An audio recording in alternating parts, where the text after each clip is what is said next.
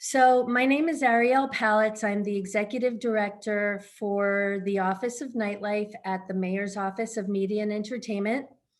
I want to thank everyone so much for joining this important conversation today as we launch the new Elevate Nightlife Mental Health Initiative with this forum on healing from collective trauma.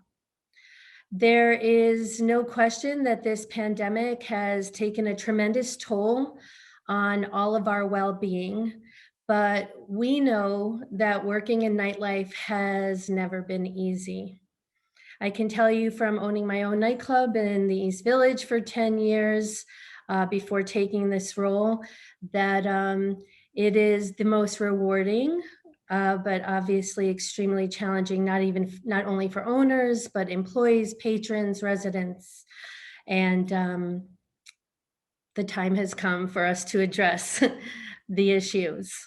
As some of you may have seen, our office just released a new report which details how we created the Office of Nightlife, our initiatives, our recommendations on how to stabilize and strengthen the industry and community in the future. Our priorities to improve personal quality of life and promote safety and harm reduction in the industry has and is a priority, and we hope that the report will serve as a roadmap to achieve that for the future. And we're also really proud that one of the recommendations that were in that report is being put in place with the launch of this initiative today. These past 15 months in this city and in this industry and community in particular has struggled with unprecedented pain. And throughout the pandemic, we have heard many heartbreaking stories through conversations with people like Diana from the New York Nightlife United, and Anya from the House of Yes, Olympia from Artist Collective, and many others who have been communicating to us how difficult this struggle has been for so many people. And so it is with this understanding that created a great sense of urgency for all of us here on this call today to do something about it right away.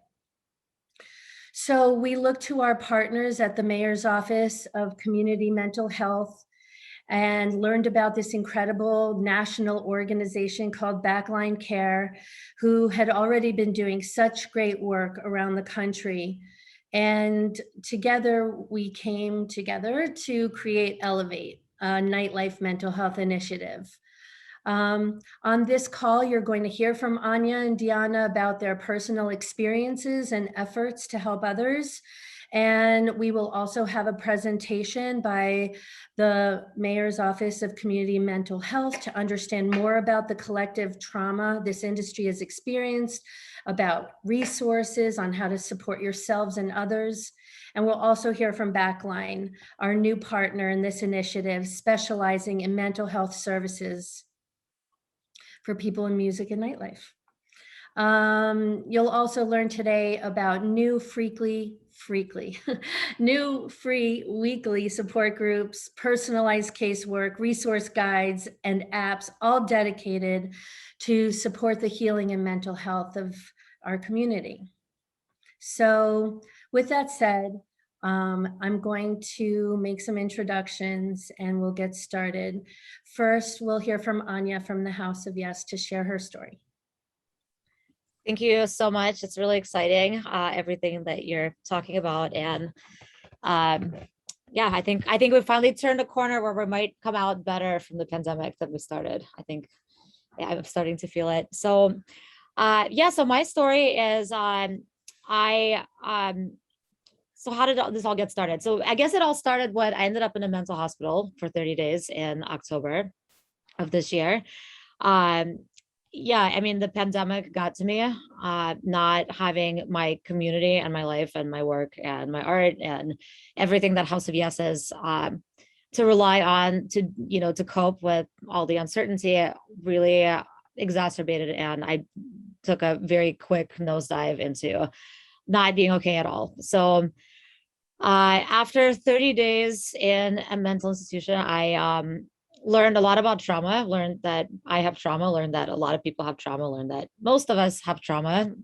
And then as I started to get better, I started to really recognize how intertwined mental health and nightlife is. I saw a lot of things that were not happening in a mental health facility that address us as humans. Like, it was very clinical. It was I was getting really great help, but at the same time, the arts were missing, community was missing, and so I started to think about how nightlife and mental health, they're actually or mental hospitals, they're actually very similar. They're both places for transformation. And so that got me thinking that we should be doing a lot more, since we are in the business of bringing people together and transforming them for the better through music, community, art, theater, that nightlife should be putting an emphasis, not just dealing with the repercussions of it, but putting an emphasis as that is something that we as a community and as an industry should be really putting a focus towards. There's a lot of us, and some of the most brilliant people I know come from this industry. So I thought, if not us, then who? And coupled with this whole concept that nightlife does also, provides a lot of support networks, but it also exacerbates a lot of the mental health problems that people may already have, like messed up sleep schedules, extreme stress. There's countless things that also are not super helpful for mental health issues here. So when I came out, I think it took about 3 to 4 months for me to not be completely embarrassed and humiliated by the whole experience. And I decided to talk about it with the community. So we put out an AMA Zoom that was on our mailing list, that basically it was titled something along the lines of one of our co-founders spent 30 days in a mental health institution. Let's talk about it. And we had, I think, around 150 people show up, maybe a little more. And we had an amazing conversation. Like, people were a lot more present than I expected. And it just meant so much to so many people. And I said, okay, we have to do more about this. So I started talking to basically anyone who would listen about, like, this is a crisis. Let's do something about it. We're all just sitting here. Everyone needs this. What can we do? And so Ariel is one of the people I usually talk to when I'm like, I don't like the system. Let's change things. She tends to hear from me as soon as I have that thought. And so we spoke and we thought about different types of models that this could take on. And Backline came up. Backline came up as something that was recommended for me to look into from the AMA I had done. And I discovered this organization and I was like, this is incredible. It's really impressive, the amount of work that Backline has done in 2 years that they've existed, and starting pre-COVID. So anyways, so here we are now. The dots are being connected more and more. A lot of like-minded, brilliant people are in the same room, and I think we're moving in the right direction. Thank you so much for having me. Thank you so much, Anya. I mean, your bravery and just being a leader in this industry, always, House of Yes is always fearless in paving the way for honest conversation and really elevating the way we all come together. We always at night, the Office of Nightlife say, nightlife is really an opportunity for people to look out for each other. And I think that's really what we're hoping to do here today. So thank you. And I'm also going to share the stage now with Diana from NYC Nightlife United, who we've also had so many amazing conversations and helped to guide this program. Thank you. And to piggyback off of what Anya had to say, well, also let me preface this that I also own Friends and Lovers in Crown Heights, Brooklyn. It's a passion project, and what it actually has emerged to be just a really community-focused space, and the amount of love that pours through that space is just next level. And I couldn't have imagined that being the result of my past experience within Nightlife. So to piggyback on what Anya had said, like, we are emerging stronger and more together, and we are better for that. And we didn't just survive pandemic to look in the past, we're surviving to look towards the future and figure out how we can make sure that we're positioned for survival. So part of why we started NYC Nightlife United was in response to COVID. Specifically, drawing on my own experience, being a kid in New York City, working at Limelight at age 16, at the Tunnel at age 18, I realized like that was the best version of me. Like it helped shape me it helped make me more creative. Like growing up in a Latin household, we were aliens in New York City. Like we just didn't make sense. And that was where I found my home. So the idea that this was a safe space for me, I just knew how important it was for everyone else. And knowing and thinking like, wow, some of these venues that have worked so hard will not be here in the future if we don't step in to help them. Not to mention if we don't provide support for nightlife ecosystem so that they could put food on the table, still develop some of their creative projects, because creativity is an expression for many. And if you can't be creative, like we have a problem, right?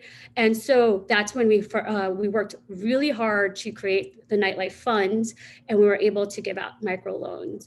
We're now pushing forward on our mental health series, where we already had the first one, which was very well received. We've been doing smaller initiatives in between, and now we're looking to push more towards wellness and well-being. And we're looking for another round of funding, and we're going to open up our funds in the fall so that we can continue to support folks within Nightlife. Because that means, you can pay some medical bills, you can pay your rent, you can finish that creative project that's just been sitting on the back burner. The flexibility of being able to do that helps you not just get back into the rigmarole of working aggressively. It also allows you to have that freedom to know that you can be your true best version of yourself.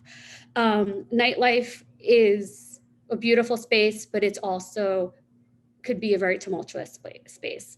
And so some of the things we've worked on at Friends and Lovers, which then are bringing out through NYC Nightlife United, is best practices, like how, also bystander training. We had a really great experience with that, and want to make sure that we're able to bring that back, where not only are we identifying like whether our staff is okay, but our staff, they're trained to identify whether everyone else is okay, whether a patron is in distress, how do we just direct them kindly into towards support.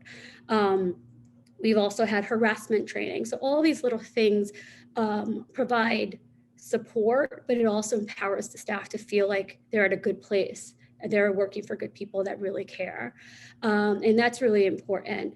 And, we're getting through pandemic, we're getting through COVID, but it's still traumatic. Like we're not necessarily jumping into the crowd.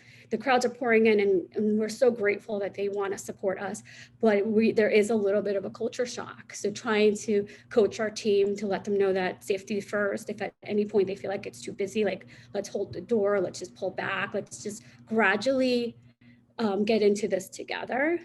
And hopefully move forward in a very optimistic and fun way.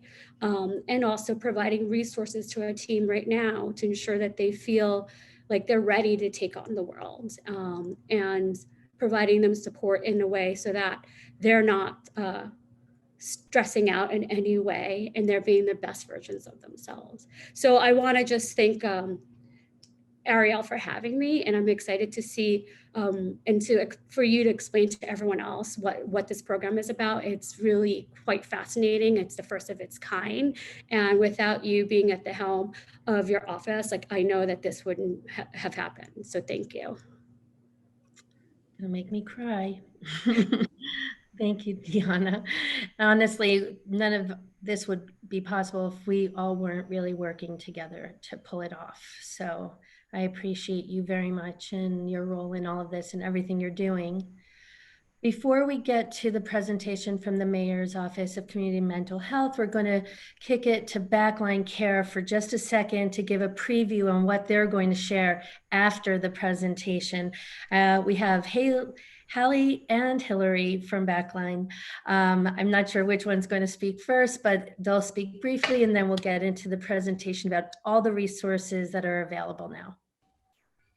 Thank you. I'll kick us off. I'm Hillary Gleason. I'm one of the co-founders of Backline, and I serve as the executive director.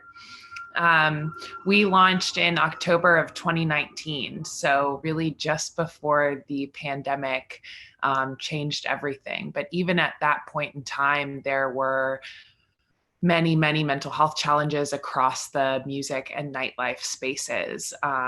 Lack of routine and all of those things can really lead people to a hard time. And what we saw was that there needed to be a connector between the music industry and the mental health space. There needed to be someone who would walk that walk with you and help you get paired up with the right resources.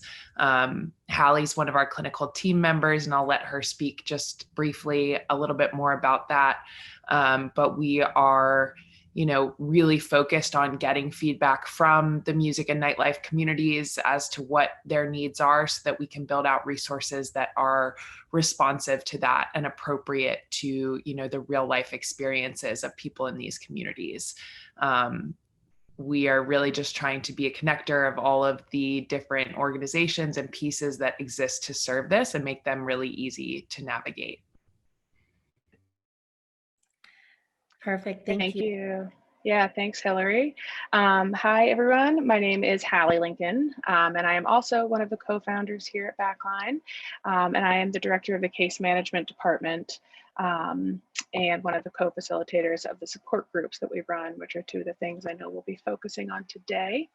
And I think Hillary touched on some of this, but why Backline came into existence is that we, recognized that there was sort of a gap in the specific mental health challenges that are faced by the music industry and those in nightlife to what was out there in terms of resources. And so, we see that, this specific type of work really fosters a culture of, long hours and late nights, struggles maintaining, healthy attachment with partners and families if you're out on the road or just not, home during dinner time because you work sort of nocturnalish hours, difficulty maintaining routine.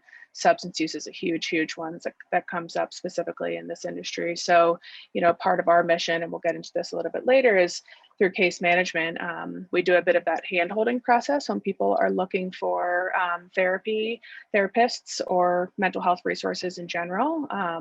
And we have a network that we've built out across the country of therapists who really have I would say, unique sort of understanding of some of the, difficulties that come up for people in this space. And so we go through the process of finding out what it is they're looking to work on, and what their financial abilities are to pay and that type of thing, and then going through the process of matching them with folks in the mental health space. So yeah, I know we'll talk about that a little bit more, but I'm really thrilled to be here, and it's great to see you all.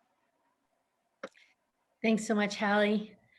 So we are going to now kick off the presentation. Before we do, I just want to remind everyone that we are recording this, but it is a safe space. We will not be releasing anyone's names or images, and we will be doing a Q&A. So feel free to please put them in the chat as the presentations are going on, and we can have people answering questions in real time and also towards the end. So without further ado, I present to you Chris Lynn Logue from the Mayor's Office of Community Mental Health. Thank you. Good afternoon, everybody, and thank you all for being here. Thank you, Anya and Deanna, for sharing your stories and all the efforts that you are making. Thank you, everyone on this call, for all the efforts that we're making. My name is Christopher Lynn Logue. I am from the Mayor's Office of Community Mental Health.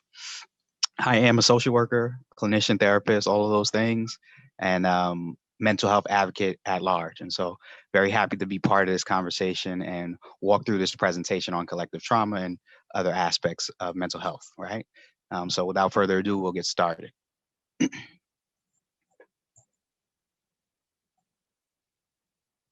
Can we go to the next slide, please? Thank you. So I work for the Mayor's Office of Community Mental Health partially on an initiative called Thrive in Your Workplace.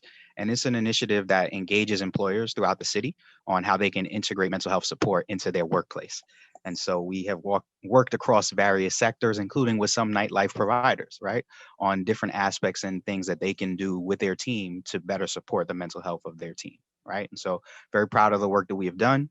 And since COVID-19, we've kind of included some training like these that we provide to different employers, different groups of people around mental health and strategies that we can use. So excited to present this. Next slide, please.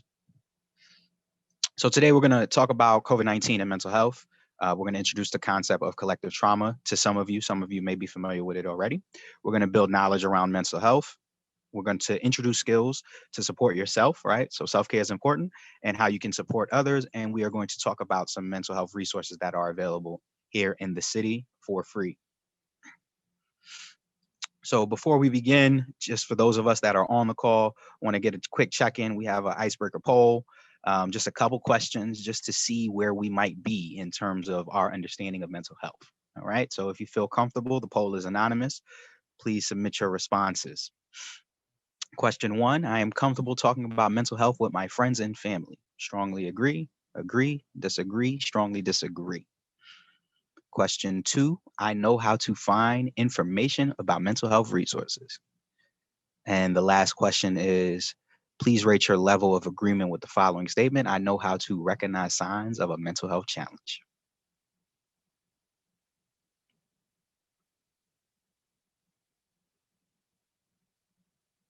All right.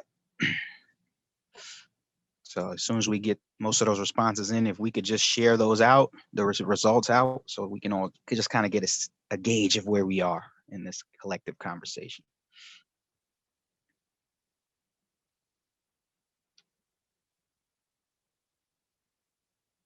All right. So first of all, thank you everyone that responded. Okay, people do feel comfortable, more or less, mostly. Some people do not feel as comfortable. That's okay. Some people do know where to access information about resources. Some not so much. That's okay. We're going to get engaged in that conversation now. And recognizing signs of a mental health challenge, more or less, people feel like they can. So good. We'll add to your toolkits today.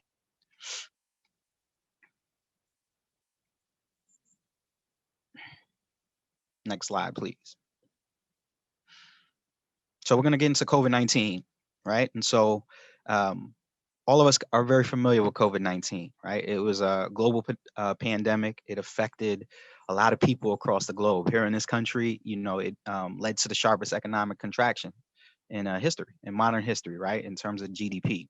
And I'm sure you all understand that pretty much, right? The financial impact of COVID has been extremely profound, right? COVID itself exacerbated inequities, right? And then we know that there's been a widespread call and renewed understanding for racial justice, right? And so all these things kind of have happened during COVID-19. In terms of people's mental health, 90% of respondents to a particular survey expressed experiencing mental distress, right? So 90% of people that responded to this particular survey during the pandemic said that they had some type of mental distress, right? And things that they noted, they had struggles with employment related situations, and that had an effect on their mental health. Different changes at work and the ways that they did work, right? So those of us that were able to retain our jobs, there was just a change in how we did it, and that caused stress, right? Some of us altered and had to work remotely, right? And so that presented a new dynamic, right? How do we create this friendly environment when we're all over a screen? That has been a struggle for some of us, right? So yeah, just various different types of struggles as it relates to COVID-19. Next slide, please. In terms of nightlife, right, and some of the impact of COVID-19 to nightlife, the nightlife community, right? We know that there's been a lot of venues that had to close during COVID-19, right? And so that led to reduced employment opportunities for some of the staff, right? Which has an impact on their ability to have food, as Deanna mentioned, right? And put food on the table. Less access to care. A lot of people, not just in the nightlife community at large, we get our health insurance from our employer, right? We get some mental health services and some health services through our employer, right? And so with the closure of venues and the contraction of venues, some people did not have access to that, right? Loss of identity. Again, I think as Anya mentioned, this is a place, both women mentioned, this is a place where we are able to be ourselves, right? When we're at our venue, when we're at these different type of nightlife events. And so without COVID, there's been that loss of identity. There's been that lack of social connection, right? And the ability to express ourselves, right? And then there's the actual losses that some of us may have experienced from COVID itself, right? To friends, to families, to colleagues, right? And of course, it was mentioned the harmful ways of coping that has resulted as COVID-19, right? Some of us have turned to substances, some self-harm, potentially suicidal ideation. All these things have plagued the nightlife community through COVID. Next slide, please. And so I really want to talk about this idea of a collective trauma. And so this is a very, very nice diagram by a social worker who also is an artist, incredible. But this diagram speaks about the idea of a collective trauma. And a collective trauma is a wide scale exposure to a traumatic event, right? Or incident. And so typically this diagram or this idea has been used around natural disasters. So we think about Hurricane Sandy, right? That was a collective trauma. A lot of people on the East Coast experienced Hurricane Sandy. It's not to say that we all experienced it the same, but we did. And the same holds true for COVID-19. It really is a collective trauma. All of us experienced COVID-19. We experienced it in different ways, but we all experienced it. And so with these collective traumas, there are different emotional experiences that we go through, as you see on the left-hand side of the chart. There's the emotional lows and then the emotional highs. And really with COVID-19 and sometimes with natural disasters, we are aware of it ahead of time, right? There's that pre-disaster phase. And that's kind of us getting the warning together, kind of gearing up, trying to prepare. Some of us were taking that warning seriously. Some of us maybe not as seriously, right? Then there's the impact. The event happens, NYC, everyone gets sent home, things get shut down, capacities limited, what have you, right? So we feel that direct impact.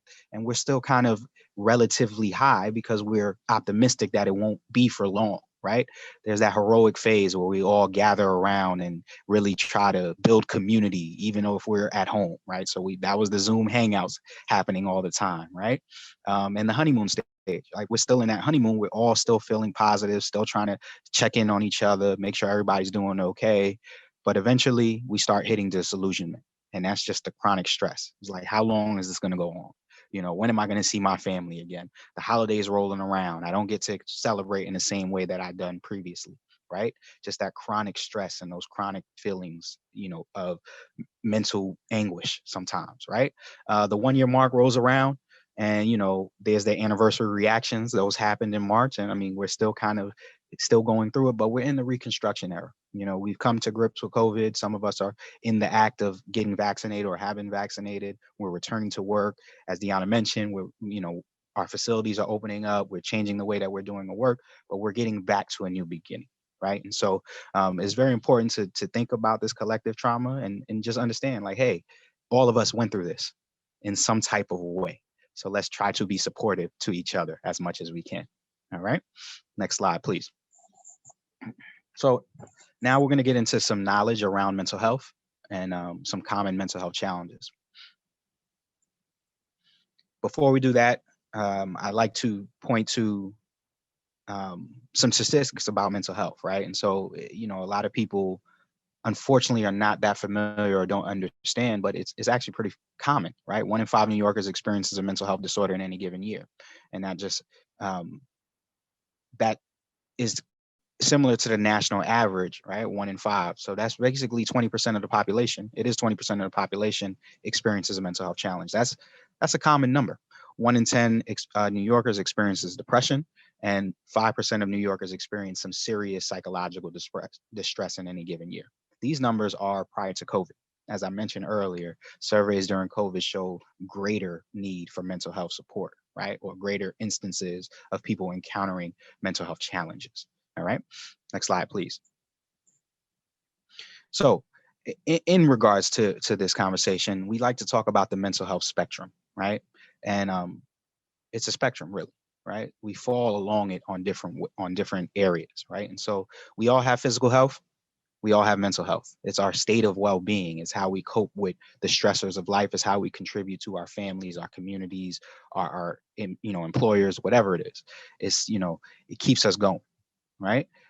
Along the spectrum, we may encounter mental health challenges, which is really just a broad term that we use that talks about the different experiences emotionally that may cause some type of distress, right? And that could be normal work stress, family stress. It could be incidents of loneliness. It could be grief if you lost somebody, different things that come up at any given time that challenges our mental health, right? And then further along the spectrum, there's the mental health diagnoses. And these refer to the clinically diagnosed conditions. So diagnosed by a mental health professional, right? So this is when someone is diagnosed with anxiety or diagnosed with depression or schizophrenia or something like that. And it's further along the spectrum because these conditions negatively affect someone's day-to-day functioning, right? And so again, we're on this spectrum. We all have mental health. Some of us may have mental health diagnoses, and almost all of us have mental health challenges at some point in time, right? Next slide. So some signs and symptoms of mental health challenges, and this by no means is an exhaustive list. This is just a couple of things to pay attention to. Fear and worry about your own health and loved one's health. Changes in patterns. That has come up a couple of times, right? The inability to establish patterns or changes in patterns could be a sign that someone may be dealing with some mental health challenges, right?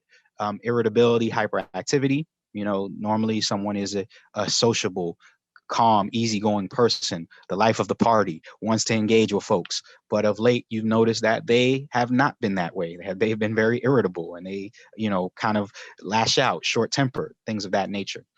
Increased use of substances, alcohol, tobacco, other drugs, right? Some usage is fine and legal and it's good, but increased use could be a sign that someone might be dealing with a mental health challenge. And, as it has been mentioned, this could be sometimes to deal with mental health challenges that someone is experiencing, or the substances themselves can be causing the mental health challenges, right? So very important for us to understand that. Next slide. So, I think Anya spoke about this in terms of trauma, and it has an effect, short and long term. And so it's some short-term effects might be the initial emotional shock of that stressful event, right? And so trauma is either, something that happens to you physically, right? Like I was in a car accident, there's that physical trauma of the car accident, or it can be some type of mental trauma, right? Some type of verbal or, some type of situation that affects you mentally, right? So you may have that initial emotional shock as it relates to the trauma. In the early portions, you might be driven by survival, right? Biologically. So that's how you might respond. So you might feel attacked and you might attack back, right? Exposure to racism, violence, economic insecurity, abuse, all types of negative life effects can cause trauma, can be traumatic, right? And, in a normal time when you're engaging in dialogue with someone, that might work. But when someone is heightened by the trauma they've experienced, there's no logical explanation or conversation that can be had, sometimes, right? And in terms of long-term effects, anyone that experiences a trauma is liable to experience post-traumatic stress disorder, right? So we're not just talking about military personnel. Anyone who experiences a trauma sometime in the future, you could still feel symptoms and stress related to that trauma that you experienced. All right, so important for us to understand that. Now, these are some common trauma responses. Some of us may be familiar with fight, flight, and freeze, right? So fight is what it sounds like. Hey, I'm going to address this trauma and this stress head on. Flight is I'm just going to run from it. I'm going to avoid it. I'm not going to engage with it. Freeze is I'm in the mode of I'm standing still because I don't really know what to do, right? So I want to introduce two other reactions. Fawn, which is the idea that we're experiencing this trauma and I'm going to try to placate and please the people around me that are experiencing this trauma or this stress, right? So, instead of maybe addressing something head on that's happening with staff, I might just kind of passive aggressively address it or not even address it at all because addressing it might make someone uncomfortable and I don't want to do that, right? So that might be some conflict avoidance, right?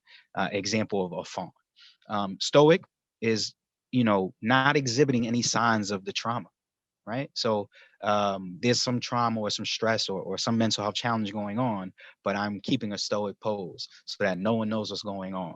I may still try to do my job and still try to be helpful, but the effect of this challenge is still affecting me. It's just no one knows about it. So I might be doing things in secret to try to address it, such as increasing substance use, right? Or some other negative coping strategy, right? But no one would know because I'm keeping it stoic, right? So it's important for us to understand these types of responses as we work with our staff and other people in the community to, try to provide as much support as possible. Next slide. But, a lot of what I'm saying has sounded very negative and almost defeatist, right? But there is good news. We're resilient and recovery is possible, right? There's strategies that help promote mental health. There are individuals that experience mental health challenges. As long as they receive diagnosis and treatment, they are able to live happy, successful, bountiful lives, right? So it's not gloom and doom. As long as we're able to find the support we need, we can survive and thrive, right? And individuals, we've all experienced things, we've all gone through things, and we have survived those things. So inherently, there is some resilience inside us, whether we know it or not, right? And we always find a way to make it, right? As long as we're here. So that's inside of us as well. But we'll talk about some strategies to add to that toolkit. Next slide. So I want to start with what we call the mental health trifecta, right? The first thing is social support. And I don't have to tell the nightlife community this. This is why we do what we do. You all understand this, but connections are important. We have to establish and maintain these connections. We're people. We need to be around people. We need that energy. We need that love. We need that affection. We need that creativity. Whatever it is that we're getting from other people, it fills us up, right? That's why you do the work you do and provide the venue and spaces for people to connect. Social support is extremely important, right? And so we have to allow for this as much as possible, not just for our patrons, but for our staff as well, right? We need to allow for support amongst our staff and our colleagues, right? Exercise and nutrition. There's a link between physical health and mental health, right? And so we have to make sure that we're doing the things that we need to do to take care of our body physically so that it also takes care of our body mentally, right? And so even though it is difficult, we do have to have some routines and we have to have some healthy habits, right? So we have to make sure that we're getting enough sleep, right? So allotting time for us to sleep, that we're eating a healthy diet, that we're eating foods that are helpful to us, right? And if we're in the nightlife community, we might be engaging in some substances that are not always healthy if you go beyond moderation, right? So we got to balance that out. You're taking a couple swigs of that drink, cool. Take a couple swigs of water as well, right? Let's balance it out as much as possible. Physical activity, very important. Walking, stretching, working out, exercising. Some of us can run 10 miles, some of us cannot. That's fine. Get out there and be physical as best as you can. Walking. Let's get that heart rate above our resting heart rate. And routines, as I mentioned, very important, right? We have to try to get on some type of routine and trying to stick to it, right? That just adds some control in our life and it just makes sure that we're doing the things that we need to do. Next slide, please. I want to introduce this idea of mindfulness, right? And how we can practice mindfulness. Right? And so mindfulness is really all about being aware of current experiences and the actions that you're performing, right? It's focusing on the present, not necessarily thinking about the past and not worrying too much about what's in the future. Let's be mindful about what's going on right here, right now, right? We're experiencing something. Let's experience it. Let's be in the moment, right? Let's not worry about what others are thinking. Let's not worry about what others might think in the future. Let's just experience this moment, right? So mindfulness has been shown to improve moods and positive emotions, right? It decrease anxiety and burnout and improve physical health outcomes as well, right? And so definitely try to practice some mindfulness. Next slide, please. This is a technique that helps with mindfulness practices, but also just general management of anxiety and stress. It's called RAIN, right? And this is a mnemonic that stands for recognize what's going on, right? So we want to recognize what's happening. We want to allow the experience to be there just as it is. We don't want to necessarily label it. We don't want to say it's positive, it's negative. This is an experience that's happening. We want to investigate with kindness. So let's think about this experience, right? And rather jump in and say, oh, this is something negative, let's think about what might be happening with this person or this experience, what's going on. And we're going to nurture with self-compassion, right? So I'm experiencing this. I'm not going to be too hard on myself for experiencing this, right? I'm experiencing some sadness or some stress, but I'm not going to be down on myself for experiencing it. It's okay that I'm stressed. It's okay that I'm sad. That's not a bad thing. I'm happy I acknowledged it. Now let's figure out what I can do with it. All right. So rain could be very helpful in mindfulness practices and just general anxiety and stress relief practice. Next slide. Now, there are some times that we have negative thoughts and negative thought patterns. Again, this is perfectly fine that these things happen. We should not be negative about the negative thoughts, right? These are some examples of some negative thought patterns that exist, right? There's all or nothing thinking, sometimes being very extreme. It's either everyone's coming or no one's coming. My event's a failure because no one's here. It's only going to be successful if everyone is here, right? Not seeing the middle ground or the gray area or different alternatives in a situation, right? That can be sometimes very negative and debilitating. Catastrophizing, and that's just saying that the worst case scenario is going to happen, right? We don't know what's going to happen. We should prepare for the worst case scenario as best as we can, but we don't know what's going to happen, right? And so sometimes we let that consume us, and that can be negative. Mind reading, imagining that you know what people are thinking or saying, right? As far as I know, no one really is a mind reader. I mean, I guess some people have some psychic connections, not going to downplay that, but the majority of us are not mind readers, right? So when we start engaging in this activity, that can be very detrimental. And of course, there's labeling, right? Assigning labels to ourselves, to other people's, to experiences. These are all sometimes negative thought patterns, right? So try to think about this and see that this is happening and go against these negative thought patterns or challenge them. So this gets me to the next slide. Some strategies that we can use for these negative thought patterns and negative thoughts in general, right? Reframe is a great strategy, right? So initially you might say, I'm stuck inside. You know, my venue is completely closed. I can't have the type of activities that I want to have.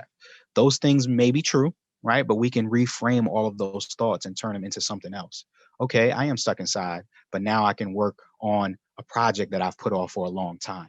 My venue might be closed, but there might be other ways that I can interact with my patrons, right? So now this gives me the opportunity to express and look for those ways, right? So we can reframe these negative thoughts into some action that is positive and opportunistic, right?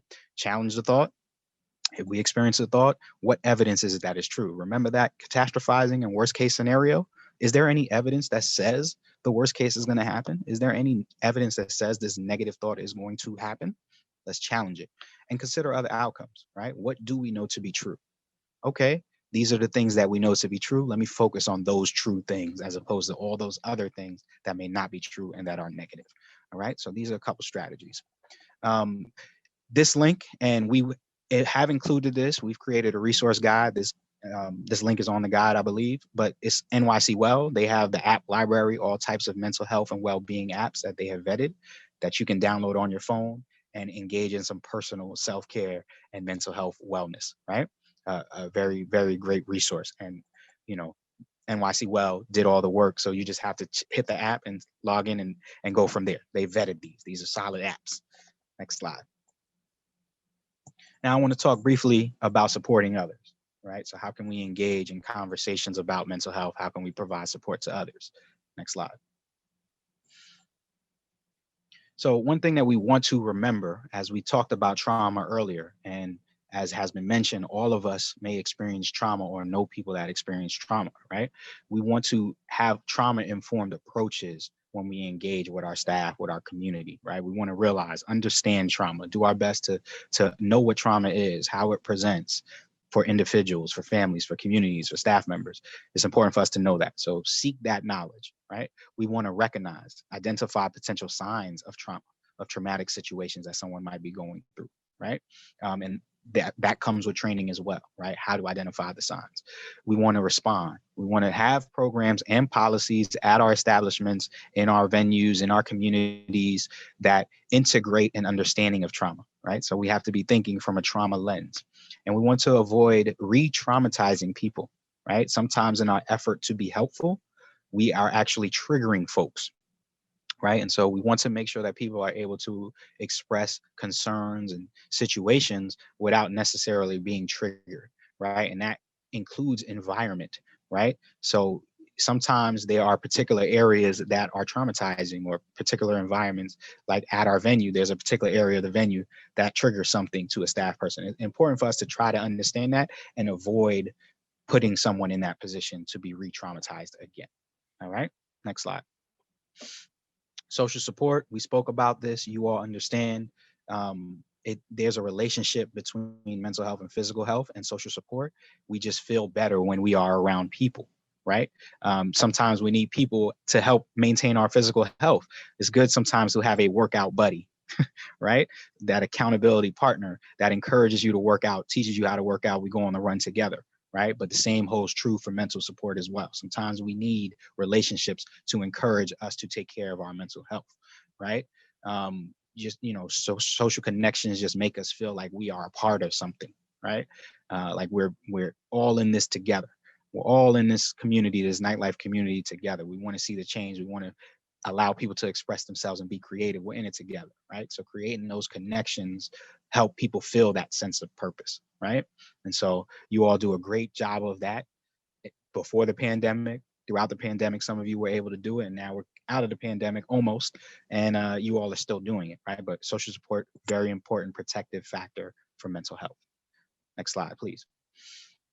In terms of some programs that you might be able to implement at your establishments, your place of business, your venues, your restaurants, your theaters, what have you, I want to talk briefly about these 3 types of programs. So employee champions, there might be employees like Deanna or like Anya, or like Chris or like Ariel, who are champions for mental health, right? And who want to champion the importance of seeking support, right? These could be people that you identify that help other employees understand the importance of taking care of themselves, right? So we can utilize these people in this fight for all of us to take care of our mental health, right?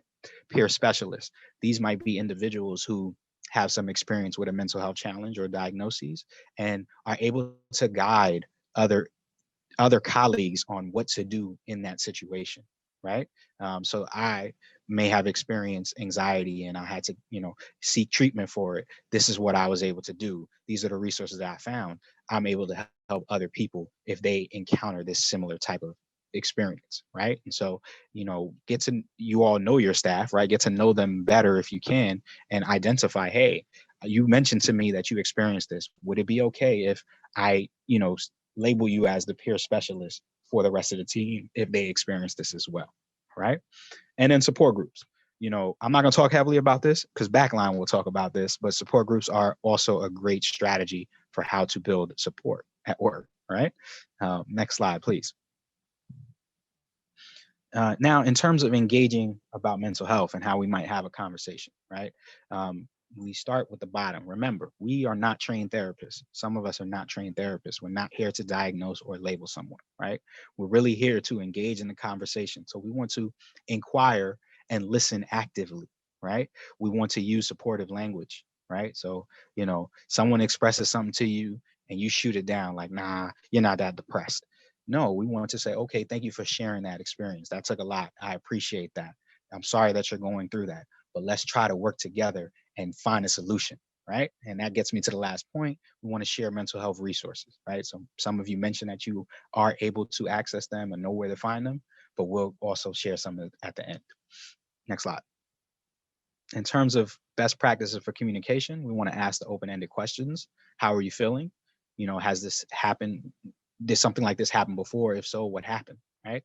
So it allows the person on the other end to be able to respond, with substance, not just yes or no, right? Or good or bad, right? If you are able to relate, you can share an individual challenge that you experience. Oh yeah, that was really hard for me too when I was dealing with anxiety or stress related to, the venue and organizing the musician to come through, right? So I share that experience if you're able to, right?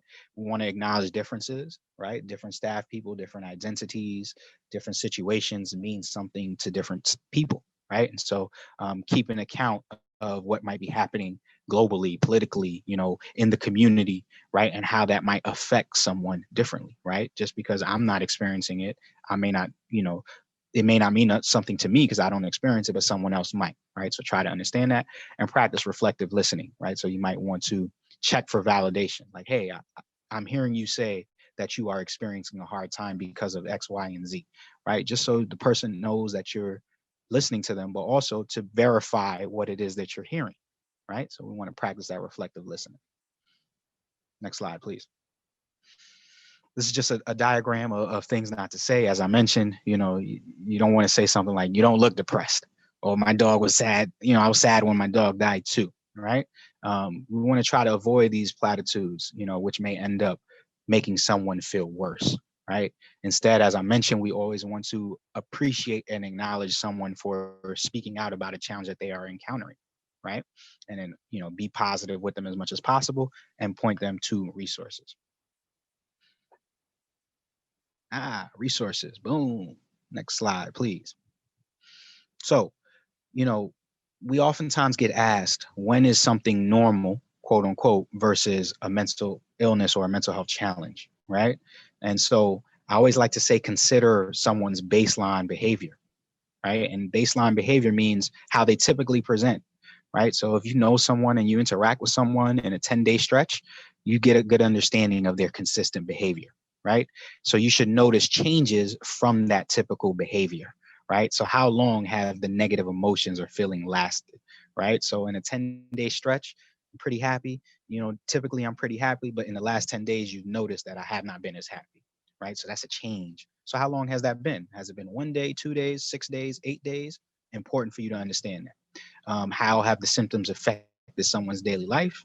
Is the anger or the sadness, has it prevented you from being able to do your work, from being able to engage with your family, being able to engage with your colleagues? And how often are the symptoms occurring? Also, if you only felt sad or there's been a change in your behavior only 3 days, right? You've only had these bouts of sadness and crying for 3 days. Okay, that's important to know. It's important to understand. Basically, we're thinking about changes from someone's baseline behavior. All right. Next slide, please. So some tips for when we connect someone to mental health support, right? We want to speak to them privately, right? You don't want to put it out in front of the whole team on the stage, right? Talk to them in the back office, right? Share that you're concerned. You've noticed a change in their behavior. You just want to check in with them, make sure that everything's all right. I mentioned that you want to refer them to some resources that you know of, right? Reassure them that the services and everything is confidential and effective, right? NYC Well is a great resource, free, available to all New Yorkers. To the best of your ability, if you know about fees, location, accessibility, discuss those things. Always reassure the person that you are here for them and you're working with them to identify the solution, and you'll continue to be there for them. All right. Next slide. So I mentioned NYC Well. This is a 24-hour, 7 days a week text, chat, talk line. So you can call the number and speak to a counselor on the other end. You can text someone and speak to a counselor on the other end. You can chat and speak to someone on the other end. There are services available in over 200 languages, and it provides short-term, support, right? So you can call in, text in, chat in, because you're dealing with something in the moment and you just want someone to talk through. You want to get some support, right? And they can connect you to longer-term options. All right. And I already mentioned the app library, which you can peruse and download some apps to your phone. But NYC Well, a great, great resource available for all New Yorkers, and it is free. All right. So we also were able to compile some resources for the Nightlife community specifically. And we have compiled a resource guide, which we will send to the Office of Nightlife team so that they can send it out to you all. It will be housed on our website. There will be a specific page for Nightlife. So you'll see a recording of this training. You'll see the resources. And these are just some of the resources that we found that are on the resource guide. I want to point to the Office of Addiction Services. They have a hope line that provides hope for people that are battling with different types of addiction, English and Spanish. They also help people that might be dealing with so addiction as it relates to alcohol, chemical dependency, or even gambling, right? All types of addictions they provide support for. They can help you find treatment centers, and there are recovery centers as well. And last, I want to talk about naloxone, and overdose prevention. So naloxone is a safe medication that can be given to anyone to help reverse the effects of opioid overdose. All right. And so New York City provides training on how to use naloxone and how to prevent overdose. All right. So a great resource and something for us to consider in the nightlife community if these are situations that we have witnessed or know of or are worried about. Right.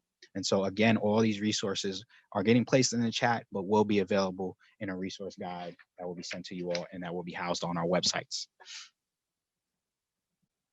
Lastly, I just want to talk about another great resource that is on our website. Is the How to Help Guide, which is a guide that anyone can use to figure out how to help someone that might need some mental health support. All right. And so if you're just a concerned family member, if you yourself are going through it, it tells you how to connect someone to mental health resources. It's very specific based on age.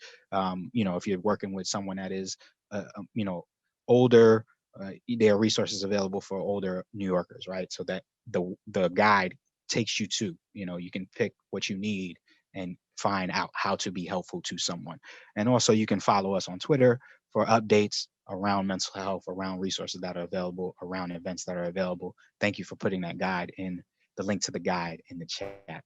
Okay. Next slide, which I believe is questions and answers. If anyone has any questions for me, I will gladly do my best to answer them.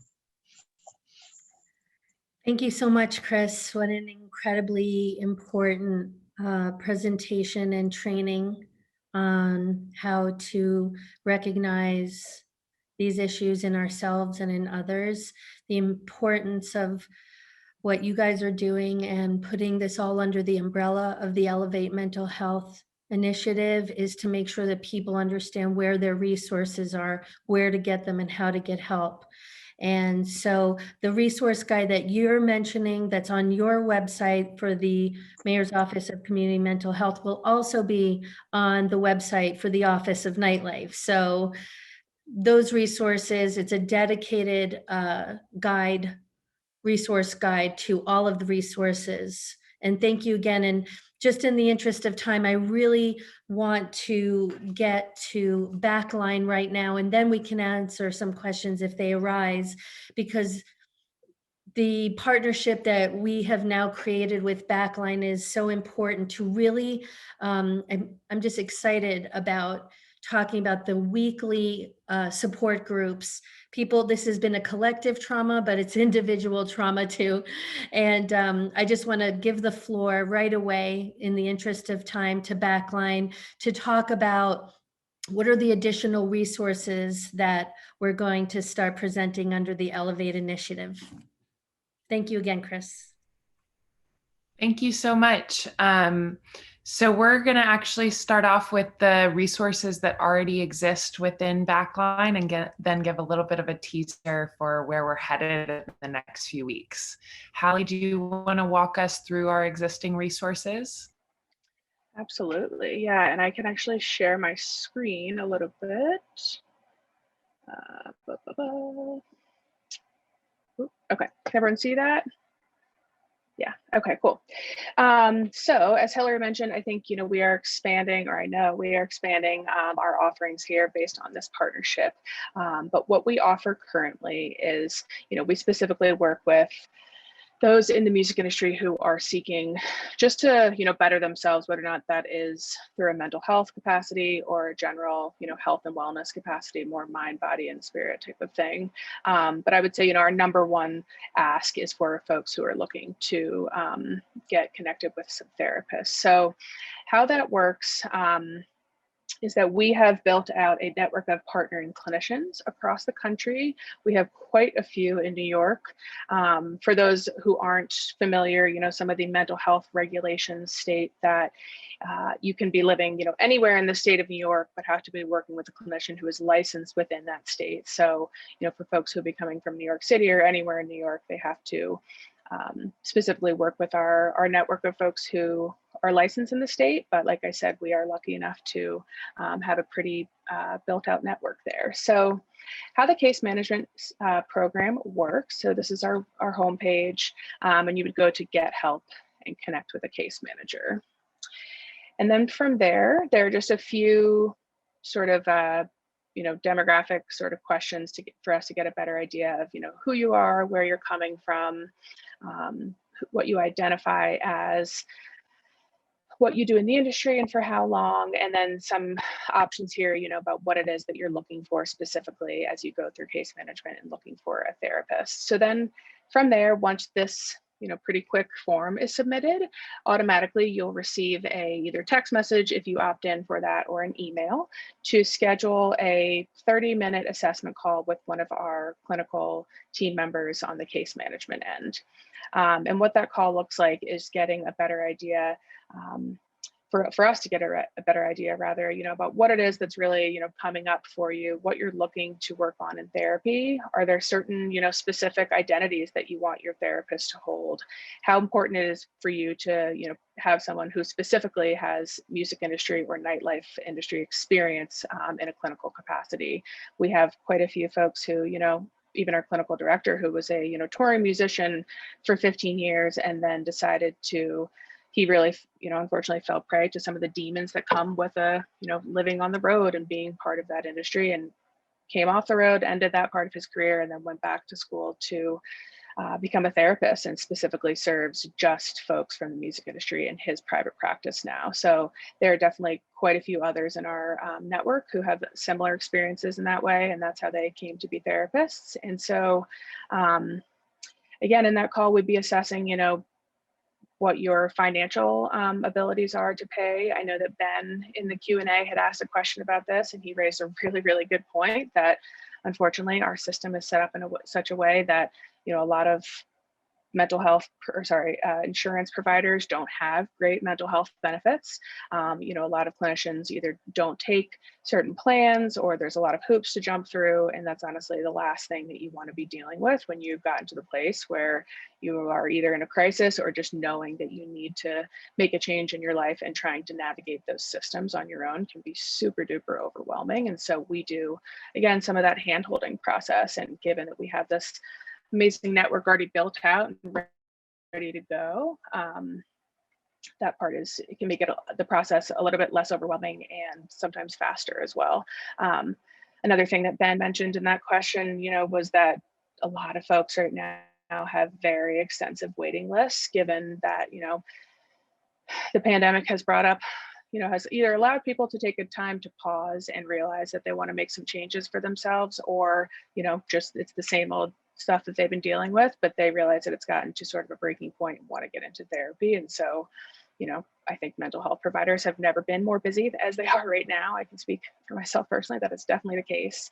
And so, yeah, there's a lot of wait lists. And the lucky thing about, or the cool thing I think about coming through Backline is that we have, personal relationships often with these clinicians who have, allocated a few spots in their caseload just for Backline referrals. So if you were going to a few different clinics or reaching out to individual providers who are saying, I have wait lists, I'll see you in 6 months. Often the case with us is that, these clinicians have some spots ready for the referrals that we're sending them. So that's the case management piece. And then the support groups. So this is still the website, same with get help down, join a support group. And we launched these support groups truly, the day essentially that the pandemic really became, well, not really became a thing, but really stopped the music industry as a whole and turned it on its head. And everyone, instead of being out on the road or, being in a creative space, was sitting at home not knowing, what they were going to do. And so from there, we have launched a few support groups over the last 18 months. Currently, we have 2 that run per week, and Hillary will be speaking to our expansion of those because we're going to be adding another one specifically with this partnership. But right now, you can go to our website. We have one that runs on Monday afternoons at 5:30 Eastern, and one that I co-facilitate on Tuesdays at 6 Eastern. the other clinicians who run these groups are folks who, have worked with people in nightlife and the music industry throughout the entirety of their career, and really, again, have that very unique perspective on, what it looks like to be dealing with not only what has come up with the pandemic, but also, bringing together really like-minded individuals of all different parts of the industry, right? It's not just artists, it's, crew members, folks who, work as a bartender in a venue, that type of thing. So it's been a really amazing space to see people come together and just be able to connect with other folks who are really experiencing a lot of the same struggles that they are, given the huge impact that the pandemic has had on the industry of music and nightlife. So I'm really, really excited to add another option that we can provide for folks here and just expand the days that they're happening. And I want to pass it over to Hillary to talk a little bit more about that. Yeah, we are so excited to announce that we are part of this Elevate Mental Health initiative, and that we will be launching a new support group in mid-July, specifically for the New York nightlife community.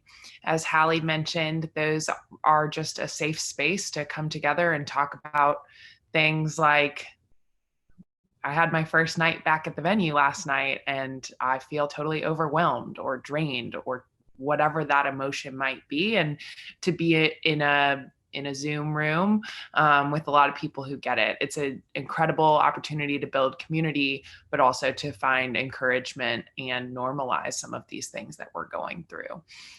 So please stay tuned for more information on that support group.